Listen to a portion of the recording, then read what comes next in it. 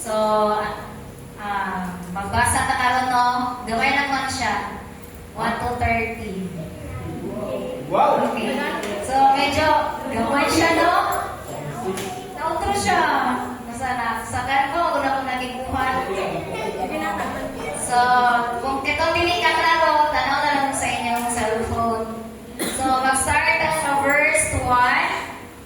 Okay, Genesis chapter 38, verse 1 to 10. Nang panahong iyon, humiwalay si Judah sa kanyang kapatid at nakipanirangan kay Hira na isang Adulamita. So, kani si Hira, nato ni siya kung anong murag nato siya o contribution or part sa kinabuhi ni Judah.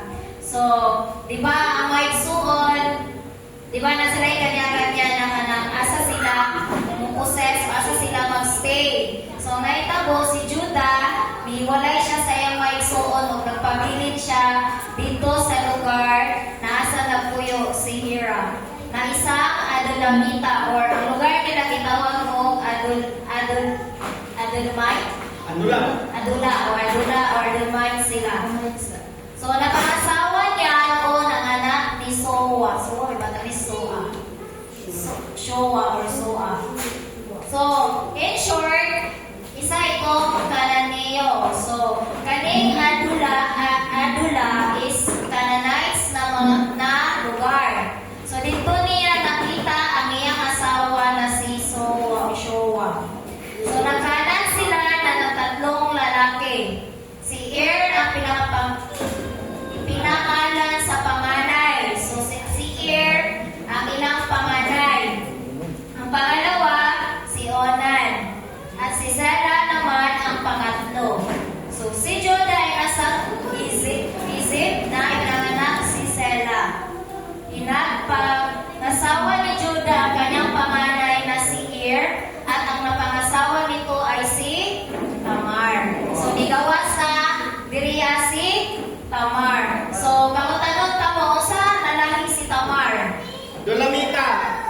So, in short, Adulamita siya. Kaya naman sila sa lugar sa Canaanites or sa Lola. Adulamita. So, saan naman to? Verse 7. Napakasama ang ugali ni kaya nagalit sa kanya si Yahweh at siya'y pinatay.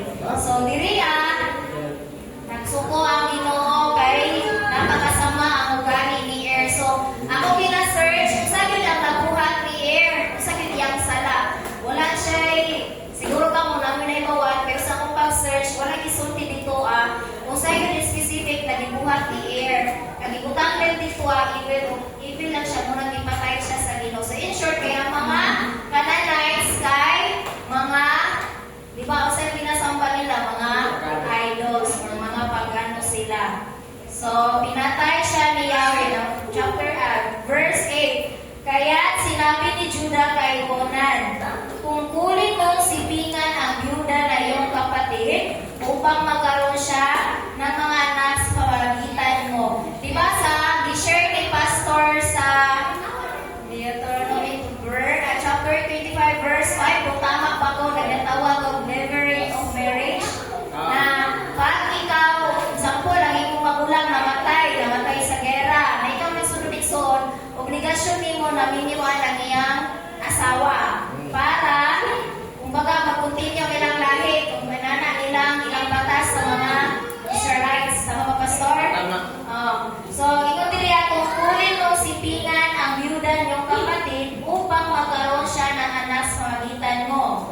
So, alam ni Onan na hindi ikuturing ang kanyang magiging anak niya sa kanyang hipa. So, kabalo si Onan na bisag makaanak siya kay Tamar, dili gyapon tumapangalan sa iyaha, kundi sa iyang magulang na si So, saan to?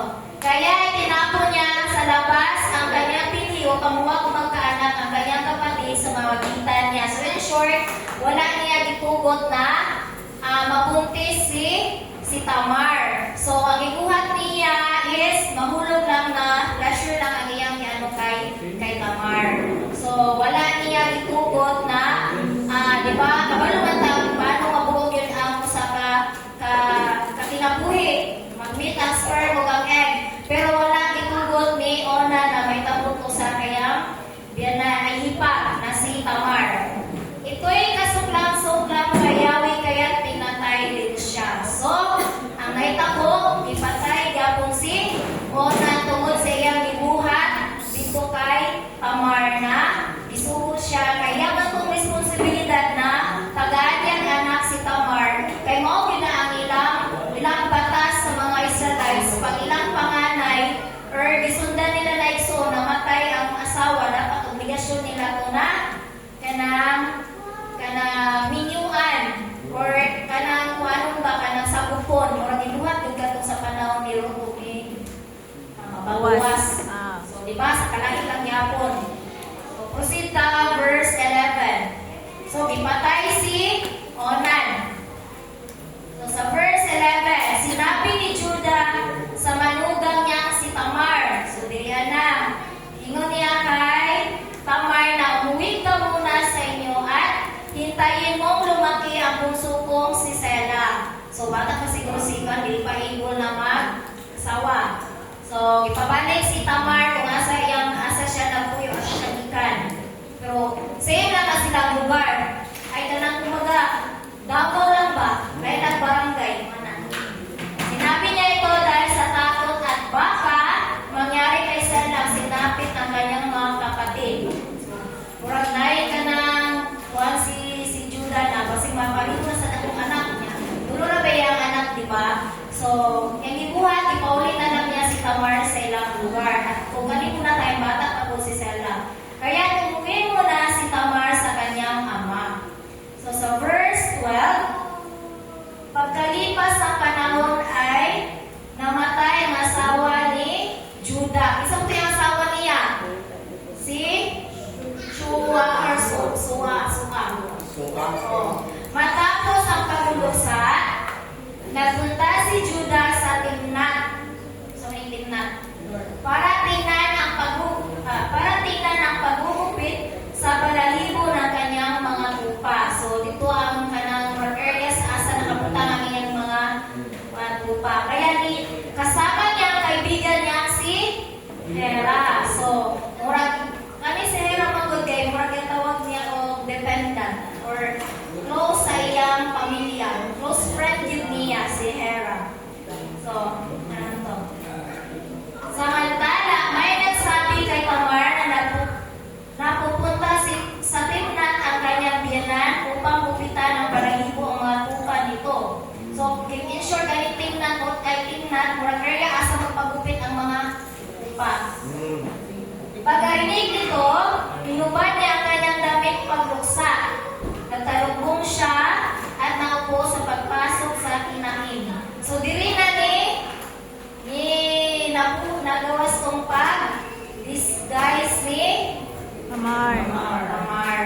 So, ginawa niya ito sa pag-alam niya, binata na si Sela. So, naghihapin si Sela, no? Ay, si Tamar, no?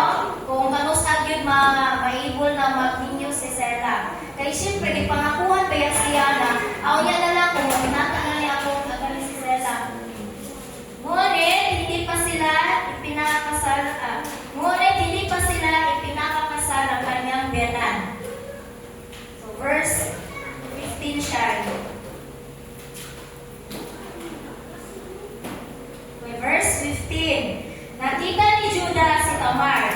Nakala niya itong isang babaeng nagbibinta ng aliw sapagkat may takip ang mukha. Lumapit siya at inalok ang babae na makipagtalik sa kanya. Biriya kay kanang gisulti no na nakita pero dito sa version sa King James, wala man nailhan ni Judah si Tamar. Lumapit siya at inalok ang babae na makipagtalik sa kanya. Hindi niya alam na ito ay kanyang manugang. Diri gisulti na nakita ni Judah si Tamar. Diri murag confused ang paano sa Tagalog no. Pero ito sa King James, nag-disguise si Tamar na ato dito sa kanyang lugar sa ganito, Timnat. Ay, dito mo isa pa. Imain. Dito ang mga kanang murag bahay Mura na sa diyaw ka ng kwan, diya, kinsa ba ko Oh, kaya na. Hindi na siya pastor. So, hindi niya alam na ito ay kanyang manugang. Anong ibabayad mo sa akin? Tanong na babae. Sumagot si Judah. Padadala kita ng isang batang kambing. Kumbaga, murag, sige ka na musuot ko, nanak, kuhan ka na may tapos sa tuwa, pero bayaran ko ni mo. Ibayad daw ni Judah is batang kambing. So, ano siya, bayad ako, sabi ng babae, which is si Tamar. Kung bibigyan mo ako ng isang sangla, hanggat hindi ko tinatanggap ang pinadadala mo. Kumbaga na siya ay garantor. Iya. Kulateral. Kulateral, si Papa Naway sa kanang mga akuan. So, samtang wala pa niya ako ang imubayad na kambing, tagay ko sa Assurance. Assurance. Kung saan ko lang kulateral, Deposit ba? deposit, kumbaga, anak. So, sabi kinuha ni Judah. Sumagot siya, ang iyong singsing na kantata, kasama ang kadena at ang tungkod mo, sumoto'y lagi kapalit. Kaya wala pa man ang kambing. Sumoto ang iyang ihatag ni Judah kay Tamar, na wala siya kanila, syempre. So, binigay niya ang hingin ng babae sila ay nasiping. So, in short, na, itabo ang itabo. Nagdalang tao si Tamar. Pagkatapos, umuwi siya, inalis ang kanyang talukbong at isinuot muli ang kanyang damit at binuksan. So, sa verse 20. Sir, dito sa verse 14 galing. Sulti man dito nga nagtalok mo. So, nag-disguise siya. Si Tamar. Oh, pero wala may gingon dito. Gingon lang na sa Genesis niya, nakita ni Judah si Tamar. Kung ba si narrator, yan gingon niya nga nakita ni Judah si Tamar. Wala gingon dito ni narrator nga nailan niya si Tamar. Nakita lang niya. Murab, napilian lang niya si Tamar. Sa tanan ni mo bahay dito sa Pedro, nga naglaray, si Tamar yung nakita nga nagustuhan niya. Ay, no, meaning sa nakita. Oo, nakita niya siya. Si Tamar yung napili niya. Mao na yung mga kumang mo na yung nag-narrate. So si narrator mo na yung ginaingon niya. King James magod kay sobra sila kakuan yun. Kanang kung sa'y giingon dito, mao yun, hindi nakita, di kalyado yun kayo ba? Pero kami kung sabto ni mga Tagalog, kinanglan, advance ka mag-isip ba? Kung makita ni mga line area galing niya. Thank you, Pastor. So, proceed the verse. Pero,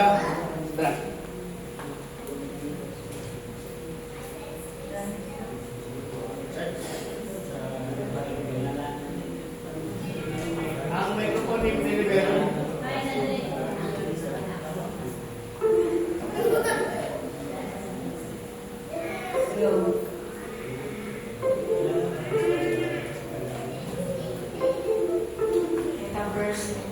Okay, kulayan tanaw, verse 20. Pag-uwi ni Judah, isinugo niya ang kanyang kaibigan, niyang taga-adulam. So, katong si Hira.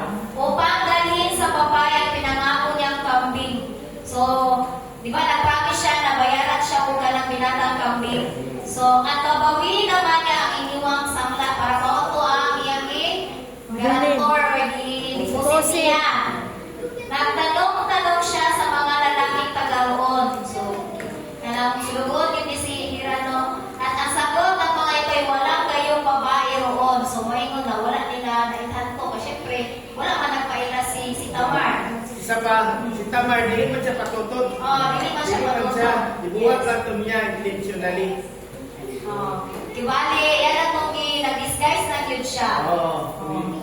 So, nagbalik kay Judah ang kanyang kaibigan at sinabi ang nangyari sa kanyang lakad. Kaya sinabi ni Judah, hayaan mo na sa kanyang iniwan kong sangla. Baka tayo'y magpagtawanan pa ng mga tao. Siyempre, kung iya pag yung tumututiyon yun, kung isa tumayuan pa doon na si Judah naman huwag ka ng mga bayaran ng babae. So, mulawan siya. So, dinala mo na ang sa kanyang kambing, ngunit wala siya roon. Pagkaraan ng 3 buwan, so lipas na ang 3 buwan.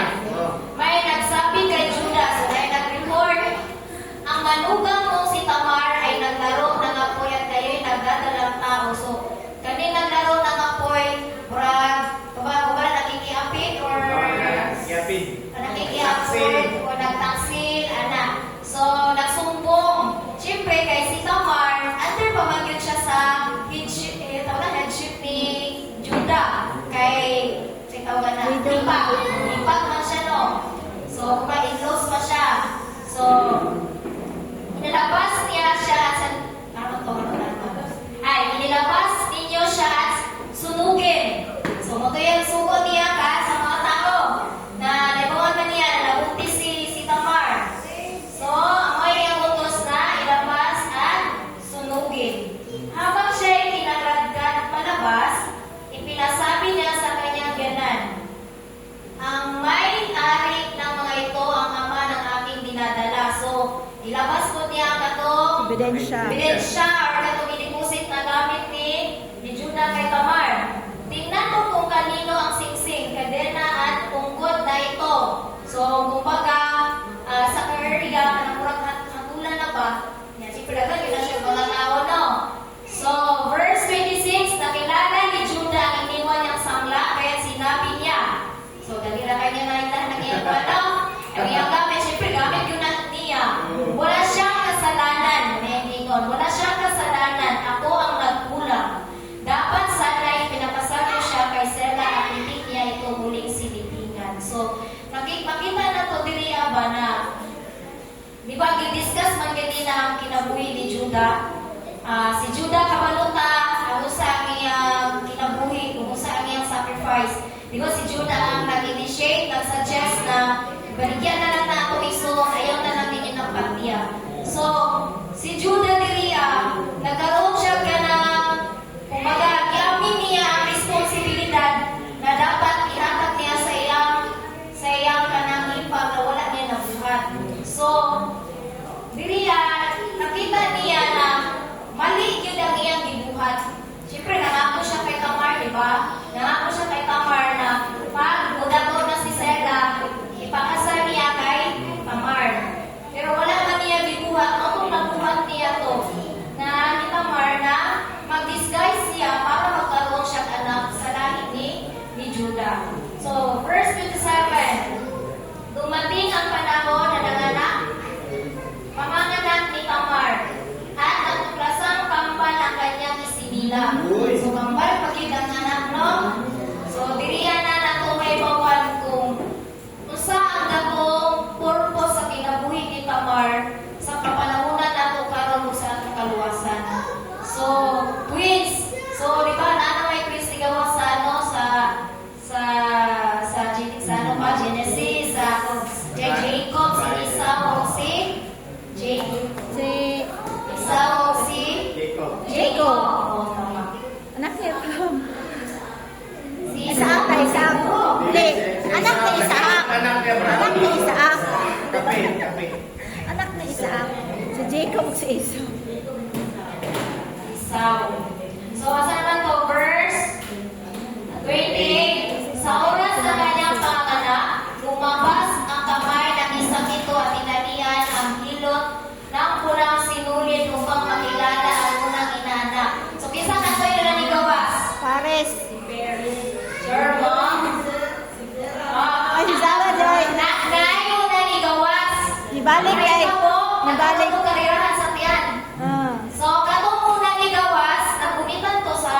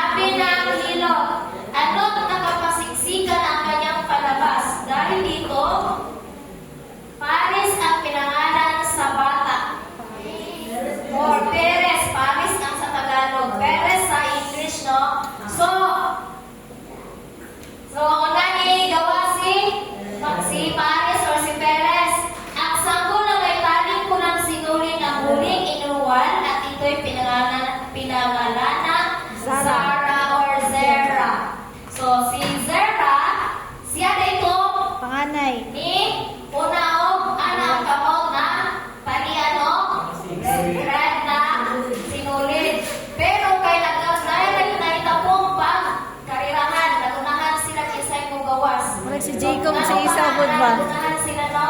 So, diri ako na po sa meaning sa word na Zara or Zera.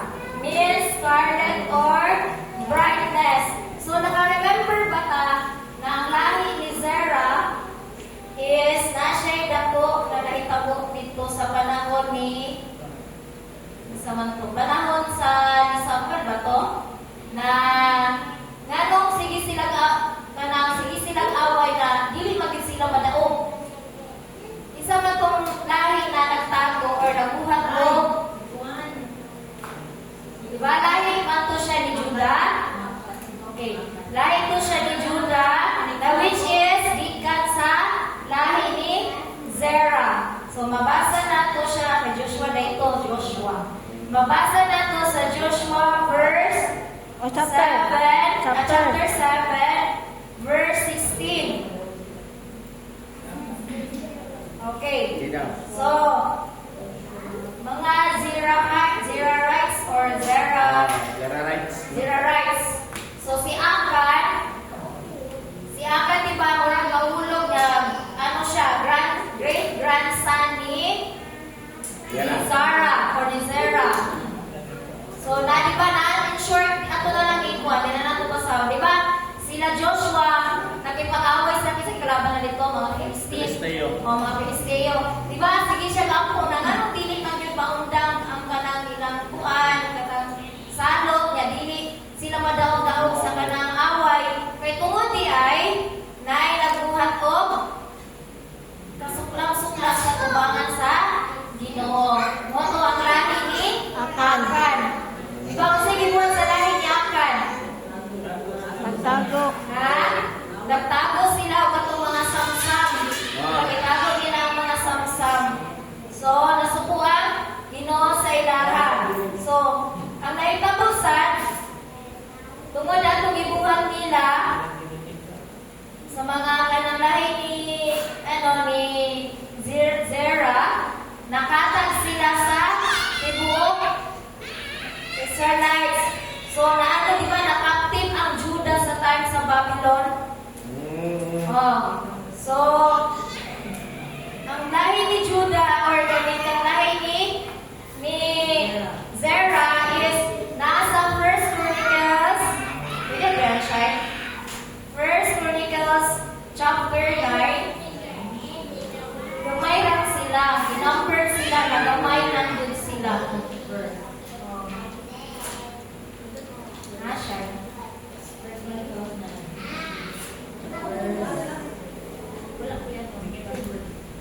Isa'y makabasa. 1 Chronicles chapter 9 verse 3 to 6.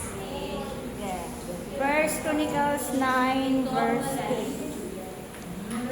At sa Jerusalem ay tumahan sa mga anak ni Judah at sa mga anak ni Benjamin at sa mga anak ni Ephraim at Manases. 6. Si Uray na anak ni Amiud, na anak ni Omre, na anak ni Imrai, na anak ni Bani, sa mga anak ni Pares na anak ni Judah. Okay. So, diri ang ingandihan na ang lahi nila is gamay na ginumber sila. According sa itong mga search is nalang sila katong pag-captive sa Babylon is nalang sila sa 690 Nara, Dare na ko ha. Sa mga Silonita, si Asiyas na panganay at kanyang mga anak. Tapos sa mga anak ni Zara, si Jemuel at kanilang mga kapatid, 690 na po. 690? Oh, meron lang na. 690. So, ana lang sila kagamay. Ang iyang kanang kumbaga, iyang nasasakupan. Kaya tungod, di ba, gilipol naman sila to sa panahon ni Akan. O, so, gamay na lang ang nabilin sa ilaha. Wala pa dyan ay nabilin dito. So, tama naman din siya, no? So, makita na to, no, kung sa po na, ang kanang dakong katuyuan ng anong igawas ng duha. So, si Pares to, or Perez, basahon na to sa Matthew, may basa din siya, right? Next slide.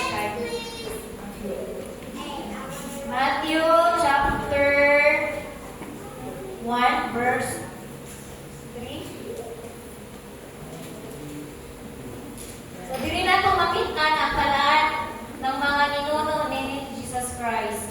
So, dili ninyo ma-imagine no na ikan sa kay Tamar na ligawas ang lahi ni Jesus Christ na pagpakailan mo na kanang ang imposible naging posible. So, kita na to dili na bisan di ay kanang sa kinabuhi ni Tamar sa siya ka-canonize pero gamiton niya kung siya sa Ginoo. So, kung wala si Tamar, kung wala makaimong ba mo na sariling diskarte to or sariling unawa lang to ni Tamar ang iyang gibuhat na pag-disguise? Makaimong ba mo na sarili lang to niya?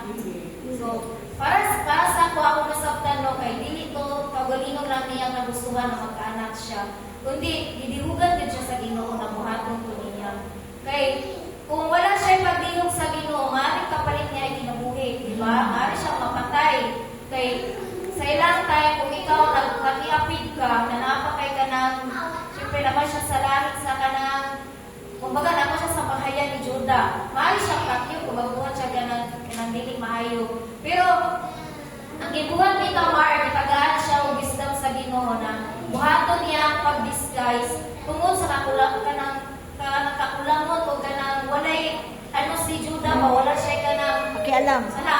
wala siya pinisa kanang wala siya kanang isang salita ba wala siya isang salita murag lilimtan na lang niya nagkaroon siya pa ng dili fairness ang iyang pagtagad or paghatag o kanang responsibilidad niya sa iyang hipag. So, yung ipabalik, ito lang, pabalik niya sa ilang lugar. Kasi, di ba, dapat ito lang po sa ilang balay, di ba? Kaya, obligasyon man niya si Tamar. Dili man ang pwede na magkabalikot ko sa si Tamar. Pero, makita na to na, ang Ginoo, wala dyan na himong kawang, or kanang wala siya, di ba, wala sa Ginoo si Tamar ba? Siya, kabalo ko na, ako'y pag-ihibig or kanang paghilak si Tamar sa Ginoo. Kaya di ba ang mga widow that time kay wala din sila, di ba? Kanang murag mahulog na outcast sila, walay silbi sa lipunan. So, ana ang kinabuhi sa mga widow. So, magkakabalo sa ang prayer ni Tamar.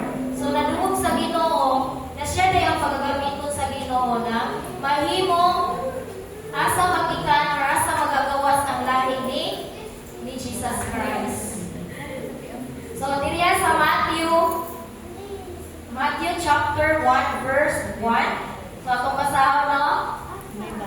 Ito ang kalaan ng ninuno ni Jesucristo na mula sa angkan ni David, na mula naman sa lahi ni Abraham. So, anong may magpanta na angkan ni David?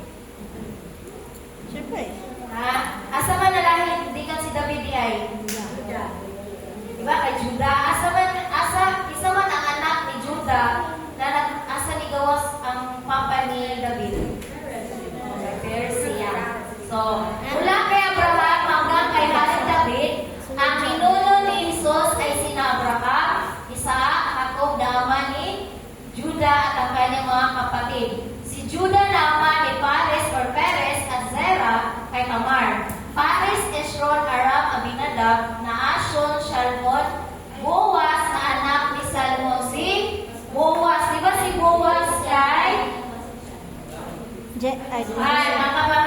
Nagmula sa lahi ay Salmon kay Rahab, Obed na anak ni Boaz kay Ruth. So, si Boaz, di ba si Ruth? Kay nagkasawa ko sila. Ang ilang anak kay si Jesse. So, si Jesse, ang amahan ni David. Si mga nakikupiriya mula sa kani David.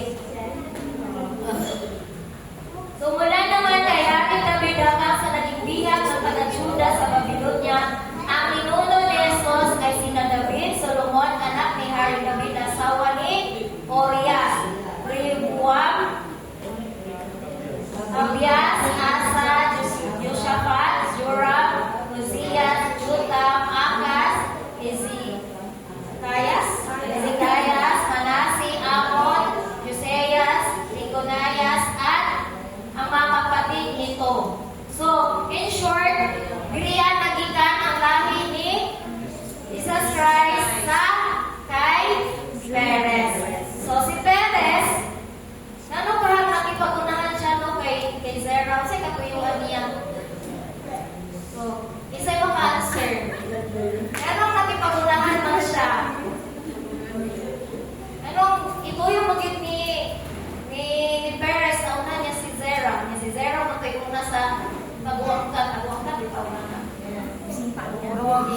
Sipa, nagman sila. Kung isa maka, okay, wala yung papalo. Pero kayo naman yun si Perez yun. Kasi mag-answer. Pwede naman siya maulahin lang. Kasi mag-answer. Birthright Sa'yo ka. answer. Birthright be, birthright. Okay. Kabalo ba ta unsay ka ng blessings pagpanganay? Birthright. Di ba kanina, iskutan pa nato di ba ang pagiging panganay ni Reuben.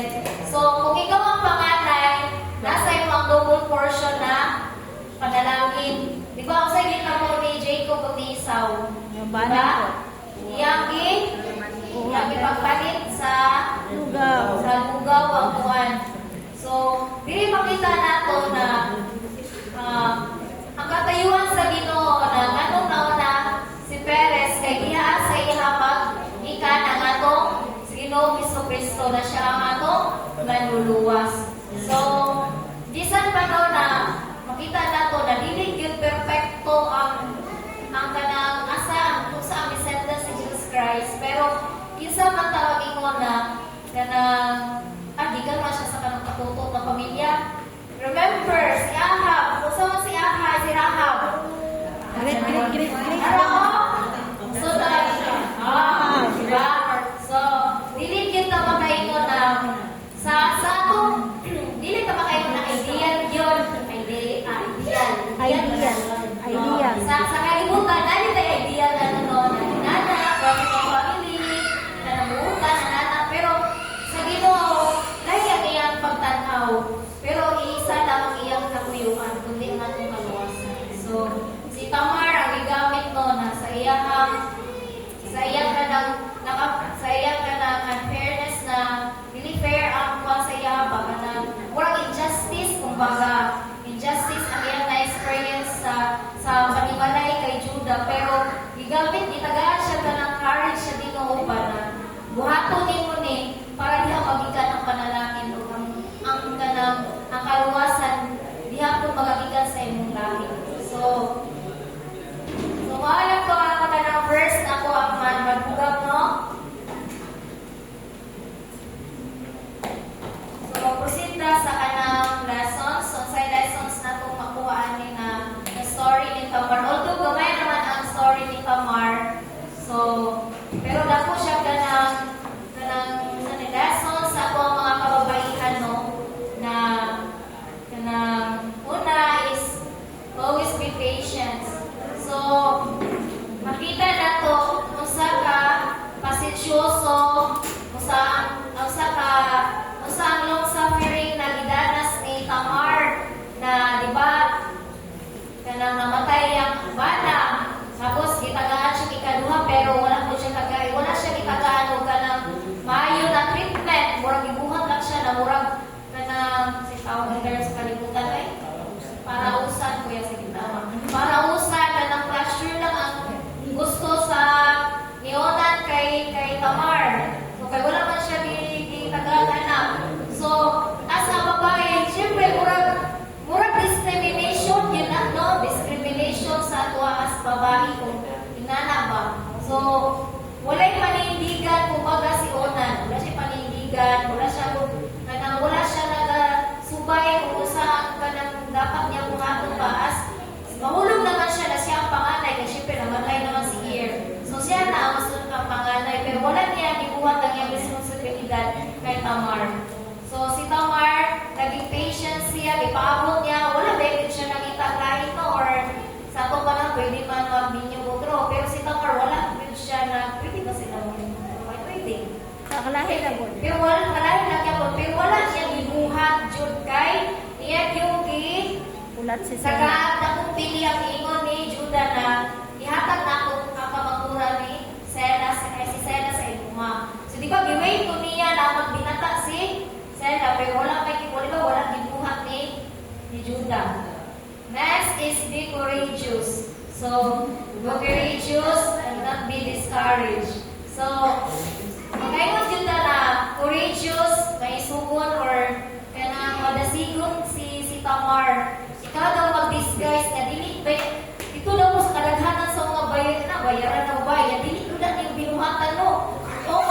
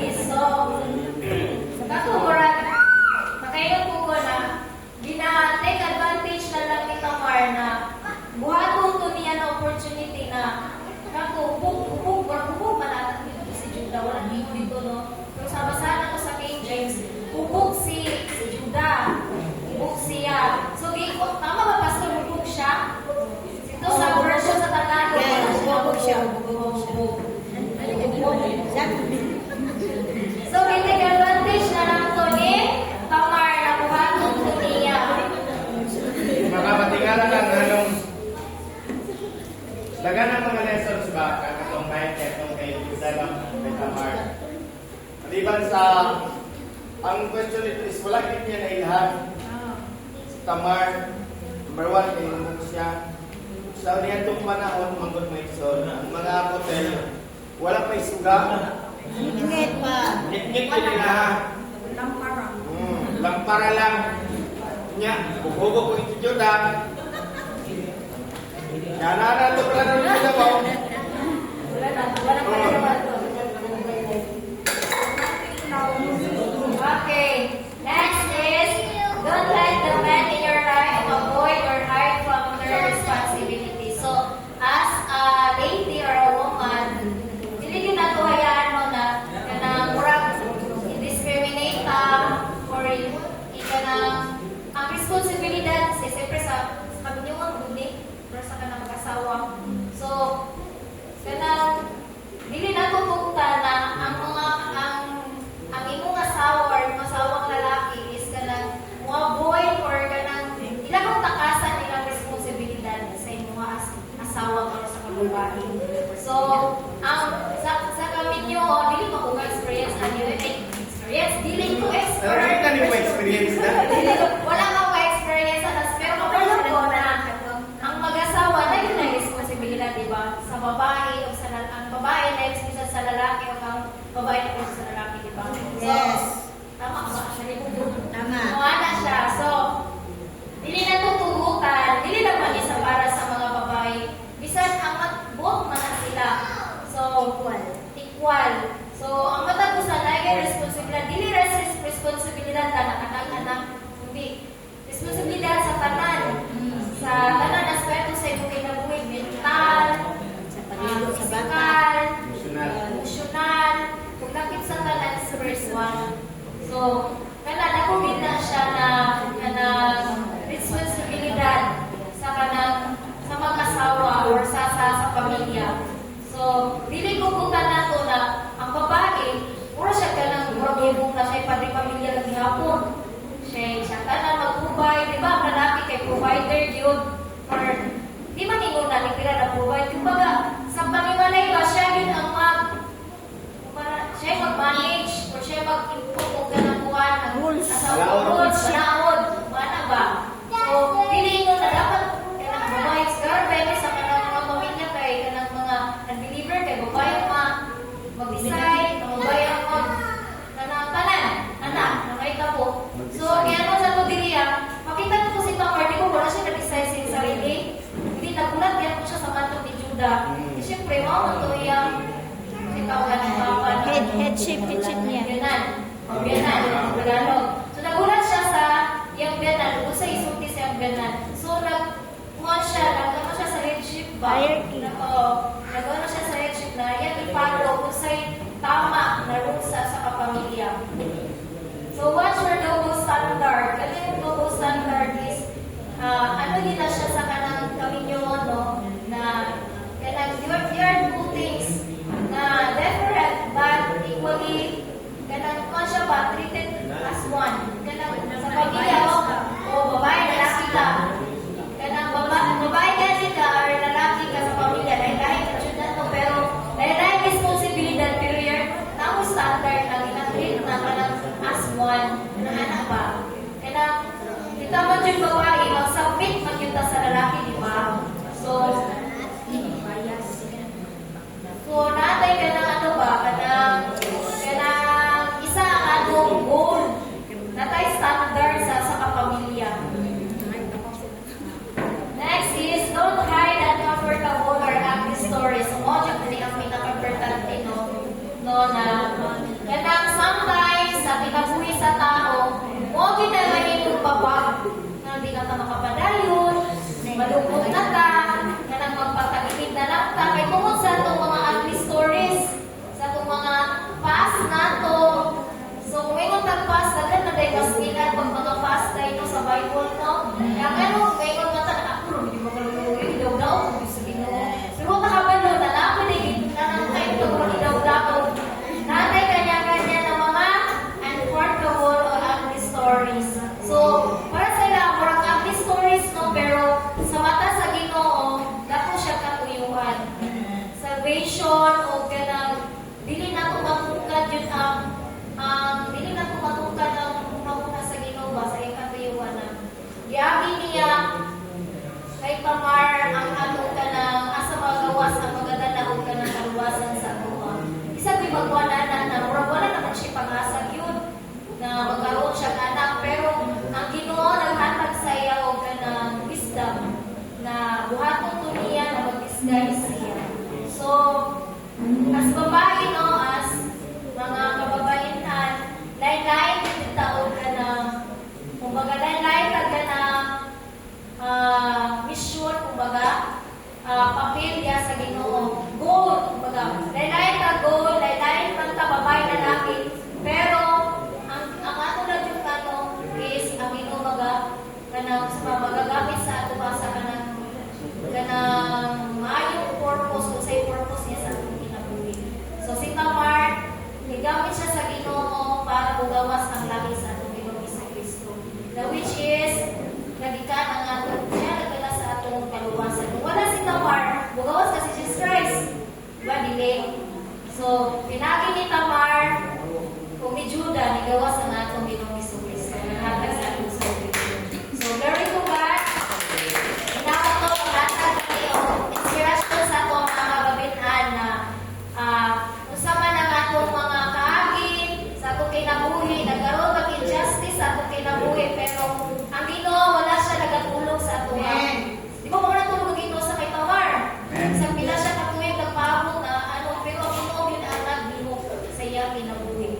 Kaya usa naman si Tamar, dilibre siya, dilibre siya Israelites, wala siya kapulong siya natulungan or wala man siya gikaputo sa pulong sa Ginoo. Pero, pakita na ko kasing-kasing ba, ang Ginoo niya ay nagasulti sa nagahatag din siya pulong sa katong pure ang kasing-kasing. So, dili ko makita ba na si Jesus Christ, dili siya pure na Israelites lang, kundi na siya pagkahintin.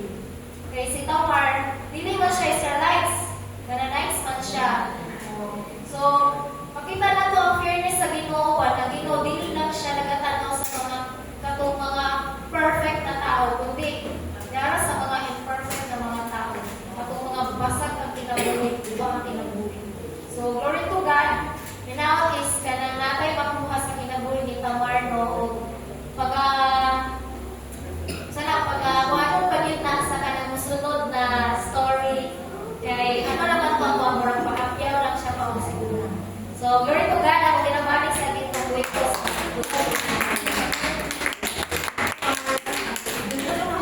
balik kay Pastor microphone no? Kasi isla nyo kasi. Atong saan naman, atong issue kay Judah nga hubog pa siya o dili. Tama. So katong kuan sa Bible wala siya nasulat nga kuan siya ka na hubog. Pero katong pag-adto niya sa lugar sa Timna, no, kay natoy umasa Nagtupihan ng mga buka. Umasa kong lugar nga nag-gupit or ship sharing. So, ang kanang nila ship sharing is isa na siya ka festival. So, nagit siya kaning dako nga tsansa nga kanang festival na yung mga drinking o kanang mga taon. So, manang nakuha niya, nakainom po si Judah. So, ito na.